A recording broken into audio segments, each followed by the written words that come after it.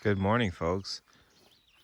Haven't shared much in a while, but on this video platform anyway. But been thinking a lot and noticing a lot as the plants wake up.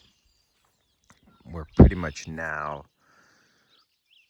at a point here in New England, northern New England, where everything is woken up, even the black locusts and the oaks and the walnuts, and we get to see kind of how the winter was. And it wasn't a harsh winter at all, as far as I thought anyway. It wasn't terribly cold. The average temperatures were warm. There was good snow cover. There was no January thaw, but it was just mild. We had like a zone 5B winter. Not that zone 5Bs are having winters like that anymore, but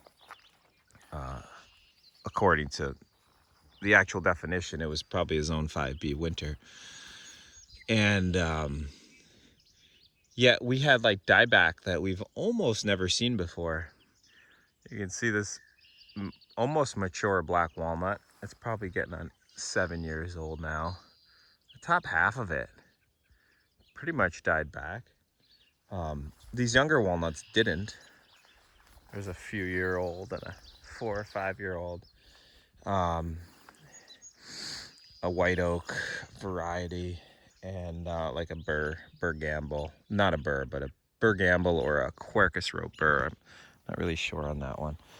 I'm still dialing those in, but yeah, it wasn't a harsh winter per se. It wasn't cold anyway. But what I'm realizing is that I'm starting to see a link in the last maybe 5 years. But after almost 20 years of watching plants I've been planting and how they survive the winter and pushing the zone hardiness, planting things that are definitely not hardy to here per se, I'm realizing that I think there's a really strong correlation between moisture and hardiness. And show you a couple other trees over here.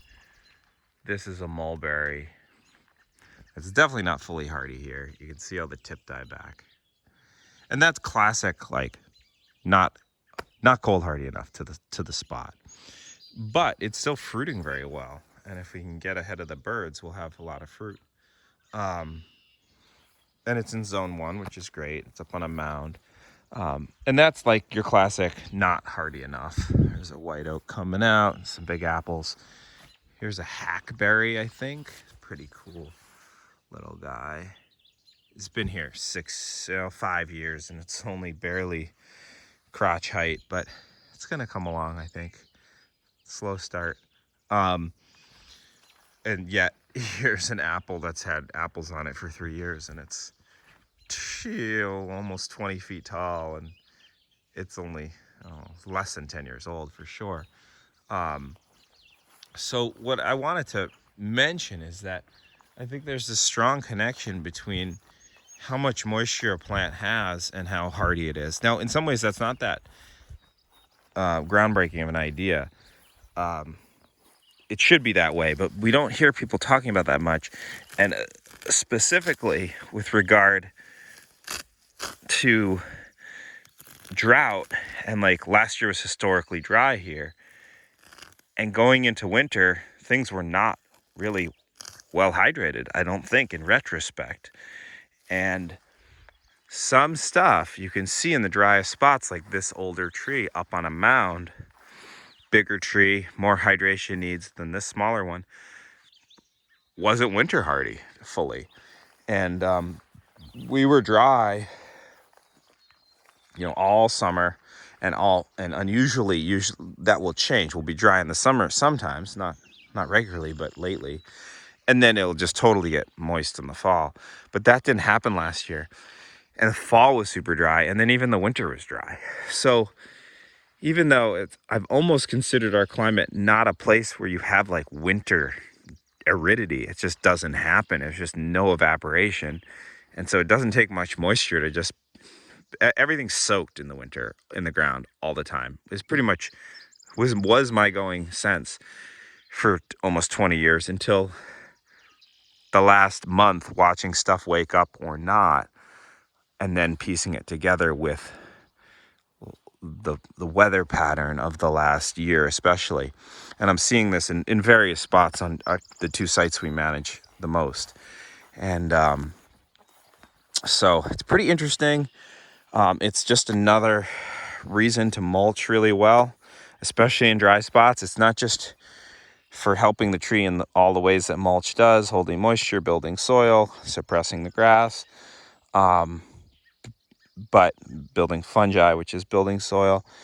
But also the keeping the moisture part in is so key from a hardiness perspective. And I think it's even reasonable, if you have a small enough space, to water your plants in the fall, even when they're dormant, to help them survive the winter.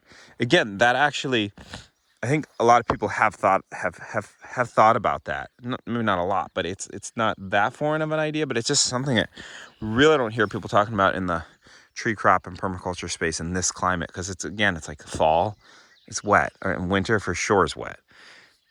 Not really how it was last year on drier spots. Whoever this is some kind of jugglins, is not waking back up. I don't know. Maybe they'll sprout, stump sprout. I'm not gonna dig them out or mow them over, because they'll surprise you sometimes. That could sprout from down here and be a tree, that big in 4 years. But yeah, not doing great. So yeah, just some thoughts. I'm gonna put it in my new book revision a bit. I'm gonna talk about that more, because I'm just starting to piece it together. But yeah, hardiness is a complex thing. It definitely just doesn't have to do with the cold, and that's the USDA hardiness metric, which everyone goes by, is very misleading in that way. Now that's definitely one important metric of hardiness, but it's not the only, and it might not even be the most. It probably isn't the most, because that's average annual low, the USDA hardiness scale, and average low for the whole winter seems to be definitely more important. Not the average lowest temp, like the average temperature, in the winter, I think is the most important, probably, if you had to pick a metric, not the average lowest. A plant, to me, it seems like variety of plants that we've been pushing hardiness wise, and some have totally croaked, like quince and medlar. It's been the average winter temp that seems to have killed them, not the lowest low. Because we've seen like winters where it's like it touches 26 below once, and that doesn't really mess with anything compared to a winter that might hit 12 below as the lowest, but then had an average January temperature of 2 and an average February temperature of 4. So the average winter temperature for 60 to 90 days that winter was incredibly low. It was like single digits, and that killed some of those species, and some others died back to the ground, like gumi, and then came back and are now huge again. But yeah, average, and then moisture plays in, as I'm saying, probably wind, probably humidity, just like with so many things. We love, in the kind of modern reductionist brain, to kind of pick numbers, unnumber, or usually just unnumber, but even sometimes a few numbers, a few metrics, and say that's the truth of this situation, when it's always more complex than that. Our forms of quantifying are far more limited than the complexity of the phenomena at hand. The map is not the terrain. The terrain is always more complex than the map would lead one to believe. But we're humans with maps, and we love our maps, and we tend to think they show the whole story, and we have to remember they never do. And that's fine, as long as we remember that. I think we get into trouble when we think these metrics are the whole thing. It's pretty hard not to think they're the whole thing, because we have the metric. So it's a good cautionary lesson among so many happening today in the world, to be wary of when we measure something. Just a little thought from this part of the world regarding hardiness, measuring hardiness, and the reality of hardiness that we see in the field doing our research. Here's about 6 yards of beautiful hard maple chips that I bought. I've never bought chips much. I've always given beer and weed for them and things like that for arborists in the area. But finally, they had pruned all the power lines for years here, and I'd gotten 100, 200 yards of chips for trades, and put them all down, and finally was out, and no one was really chipping. I'm not in a very suburban area, so there's not an excess of a lot of waste products, which are values for us. So I finally bought a big ass load of chips. It just happened to be sugar maple. I wasn't looking for sugar maple, but gonna have to put this down all by myself probably on the Seaberries over here. We lost 10% of Seaberries to the drought in the driest area. I'll mention something on that note too that I'm noticing, which is going to be in the book revision, is Seaberries are not drought hardy in my experience. Despite everything I've read for years, and you will probably have read already, everyone says they're drought hardy. I think so far from what I'm finding, they're about the least drought hardy plant we grow. They love a lot of moisture and they won't tolerate much aridity. In our driest spot, you can't really see it past that ridge. We lost a bunch over there, and these are the same age. Look at the size of these, and then look at those down there. That's where it gets wet, right in there. And they root shoot there too, so you can make more that way. And they don't in the dry areas, and they don't at all in this area. And I put this all on drip this year because I just kind of committed to the spot.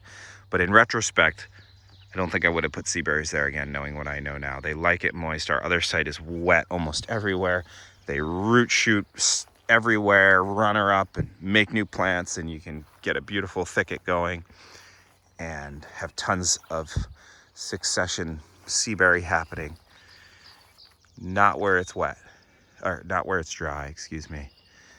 And so that's something we're learning. And we're learning a difference between male and female too, as to what they like, which makes it really complex. And that's why so many people lose their males. I think the males like it drier than the females. I'm just starting to notice that pattern. 13 plus years into growing the Seaberry. There's always more to learn. It's interesting. There's so much going on. And it's interesting how long it takes to believe your own eyes and your own experience in the face of what you've read. Because I read for so many years Seaberry's drought tolerant that it blinded me to a reality that was contrary to that, which is that they're not drought tolerant. Maybe in other places they are. Probably for those authors, if the authors are being earnest, they are drought tolerant for them where they are in their context. For us, I can finally say they're not. It's not. That's not true here. On 2 different sites as well, I can say that. Fully tested that in the last decade plus for 2 different places, 2 different soil types, over or arid or wet, and so now I can say that with like pretty much for sure, as for sure gets. Although, again, we're always learning more, but I'm seeing that pattern. And it's interesting, even though I've been noticing that pattern for years, to actually have it come fully up to full consciousness has taken a while, because I've read the opposite for so many years. And I just always came to believe that. There's something weird about where it's easier to believe what we read in books or see on the news, or like hear from like supposed experts, than our own experience, which is weird. You'd think it'd be the opposite, but it seems pretty much the rule, actually. And I don't know that any of us are immune to it. Some of us are maybe less prone to it. I would think I'm less prone to it, and yet here's a good example of where I totally didn't believe my own experience for more years than I should have. I should have paid attention to what I was seeing earlier, and I could have changed my actions for the better, for more success. So pretty wild. And again, another thing we're seeing in the world today, so much belief in what a remote source tells us over and above our own lived experience. Humans are pretty weird creatures. Very socially embedded. I think we go kind of haywire without that social, intricate and intimate social connection. It's just how we function, and then we get a lot of weird social and psychological dis-ease and manifestation of problems when the social fabric's not intact, as we can see as well this past year. Previous dysfunction in social systems just spiraling into even greater dysfunction, even as it's called sometimes the opposite by people that have the megaphones. Interesting times. I hope everyone's doing good and your plants have woken up wherever you are. Even if you're in a very cold climate, it's probably about that time now, and you're watching the fruit setting, and the birds have mostly returned. We've had all our thrushes back, and listening to the hermit thrush every evening and every morning, that's a favorite. And the blackberry is about to flower, and there's pear and apple fruit set everywhere, and major Nanking cherry fruit set year, and the oaks are flowering. The walnuts have just started flowering. Honeyberry's moving its fruit along pretty far. Strawberry just after that, the second fruit after the honeyberry. And Seaberry's got the very tiniest fruit set on as well, although it looks like a good fruit set, but they're small. Elderberry's gonna flower here in a little bit. They're very late in the game, and black locusts have still just barely started to leaf out. So late in the game. Frost sensitive compound leaves like the juglans family. They know not to rush it. We got a little bit of rain, luckily. 0.7 a week 2 weeks ago, and then 0.5, and that's it for a month. Normally get an inch a week. Normal. Normal. When are we gonna stop using the word normal? That hasn't happened now in a couple of years at least, where we get an inch of rain a week for more than once, in a month cycle. Never back to back 2 weeks in a row, 1 inch each week. That'd be textbook. But hopefully, and now it looks like the rain's going away for a while, and it's going to get hot. So the water needs are coming to the fore so much now, especially in the spring, waking up after winter into drought. In the spring, we're on the drought map in May. People's wells are faltering in Vermont in May, which is crazy. Usually everything's topped off after a whole winter of no evaporation. And that's not the case this year. We're working a lot on more water storages, ever more gravity feed to zone 1, and for clients in a huge way, because we need to act like we're out west here now, which I've been saying for years and years now, but now it's like happening. And I'm glad we've been trying to catch and store water this whole time, but we need to even do it more in more like deliverable water storage ways, not just in the landscape rehydration ways, which we've been doing with swales mostly in ponds, but now in like reservoir storage ways, in creating ponds sometimes that are lined and have tubing from them to deliver water to points of use.